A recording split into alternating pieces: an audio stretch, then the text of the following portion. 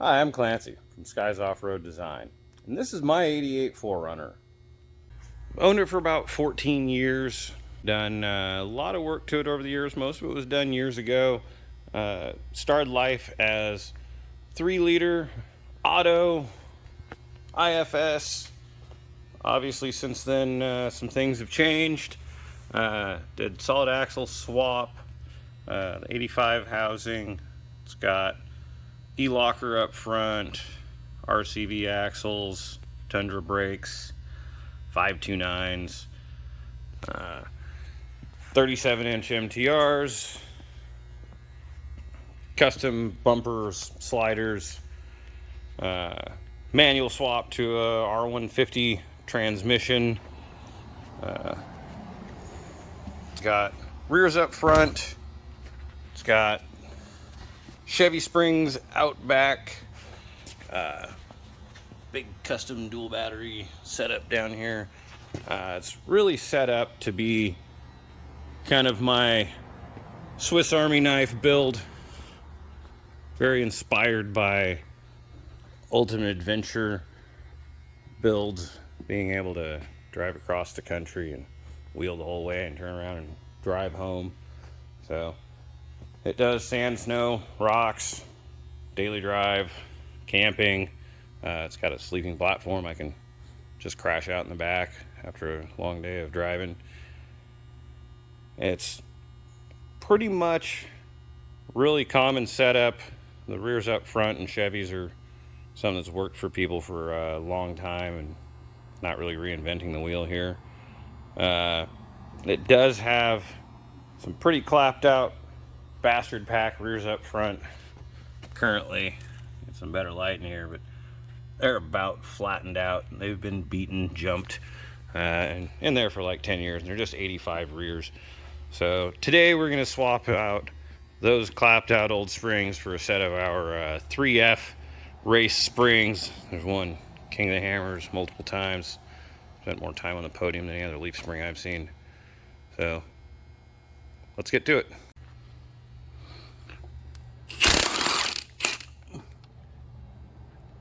These are the ET style lug nuts. These are pretty much the same thing that Toyota uses from the factory. It goes down into the wheel to get you more thread engagement. Definitely should have pressure washed this before I started working on it. It's got some age, some oil and grease. You can look at these spring bushings and you can tell they're pretty clapped out in the back here. Bastard pack of different springs all put together. It's two 1985, a 1985 and 1988 rear spring pack. The second gen springs are really what you want for a rears up front setup. Been running straight shackle for years since I did this swap. It's about a ½ inch shorter than our boomerang shackle. We're going to swap that out to the boomerang shackle today. It's a little bit longer, has a better angle to dangle. No chance of it hitting the body mount here. This one's just barely kissed the body mount a few times, but it's self-clearancing. You can see I've broken off the Zerk fitting on this lower greasable M18, which is probably why these bushings are shot. Grease is important. Lube is important. This is our e-locker skid plate that we used to make, but have since discontinued. If you'd like to see this come back, give us a shout on Instagram and tell us, because I'd like to bring it back. Maybe a new improved version, something that has some bracing that goes up to the diff or something. I've seen these motors take a hit here on the bottom and just rip all these bolts right out and take the whole motor right off, even with the skid. So here we've got our new hole, ½ inch back from the stock original hole in the spring pad. Let's reassemble this. Really didn't show you the first test fit, but now with the hole moved back, just pushing the spring up in there, everything sits right where I want it to. That'll be a great shackle angle. Now that I've got this side back together, measuring, it did move my axle forward like maybe 1/4 of an inch since I moved the spring back on the axle an inch. So I probably would have been fine with 3/4 of an inch, but 1/2 inch wouldn't have made much difference back anyhow, but I'd like to have it 1/4 inch further forward than 1/2 inch further back than it was. So this is good. We're gonna move the other side. You can see here, full droop, there's maybe 3/8 of an inch clearance between the spring and my tie rod. So I'm glad I opted not to use the axle relocation plate there. So we're correcting a couple of things on this while we're at it. So these U-bolts here are the round style U-bolts. This, you can see, is the square style housing, and it's actually been digging into this housing for years. We sell 2 different versions of our U-bolt flip kit. One with round bolts, 79 through 83 housings, and another one uses square style U-bolts. The square housing, much better. I'd originally had a 1980 housing in here when I did the solid axle swap, but I bent the shit out of that and had to swap to this housing, which this one you'll note has that 3/8 plate welded onto the driver's side, as that perch from the factory is shorter than this perch. With the rears up front versus the factory springs, that's what you're going to want to do. With the 3Fs, this 3/8 plate isn't needed. Our 3F springs have one spring with a little bit more arch than the other, just like Toyota did. However, the set of springs I'm using isn't a new set of 3Fs. They're actually a used set off of a race truck that are both the same arch. So I'm going to be leaving this 3/8 pad in here on this one.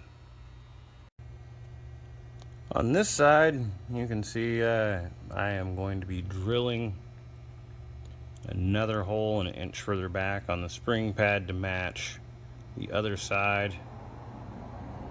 Shocks here are about 10 years old, and as you can see, that bushing is shot. These Bilsteins have had a good life. They like to be beaten. A great bang for the buck, but those are going to get replaced along with some new bump stops. We're going to do some Fox Air bumps.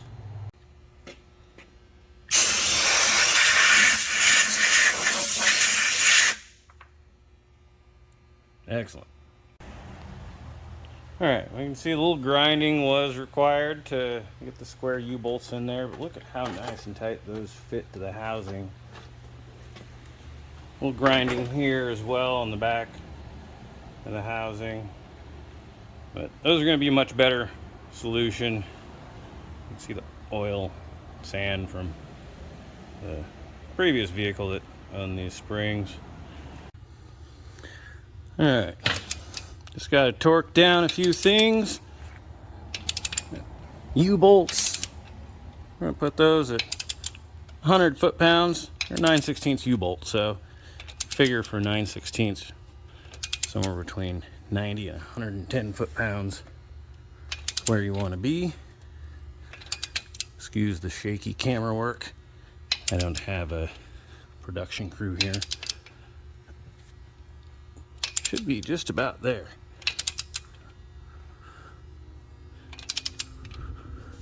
U-bolts, of course, stretch. You always want to replace them with new ones. They're torque to yield fastener. There we go. That's the click we want to hear. Of course, all the others are already done. We will double check that satisfying click. See, that one got a little quarter turn more now that we tightened down the other ones. And we'll move on to the other side. We've gotten a number of questions from customers about steering box mounting. This particular setup, I did our 3/4 drop, clocked the box to where the steering arm just barely clears the frame. You can accomplish the same thing with a flat arm. This is just what I like.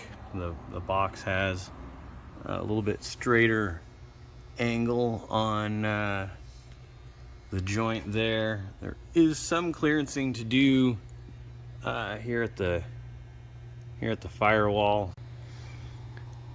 Back down on the ground, I can tell you it came up about 2 inches. A little taller than I expected. It's good, still not too tall. I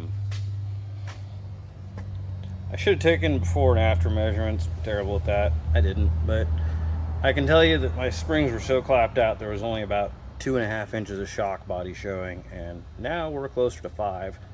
So we're definitely sitting taller, and these springs aren't going to settle there. They've been driven hard already. So rears up front to 3F, there's your difference.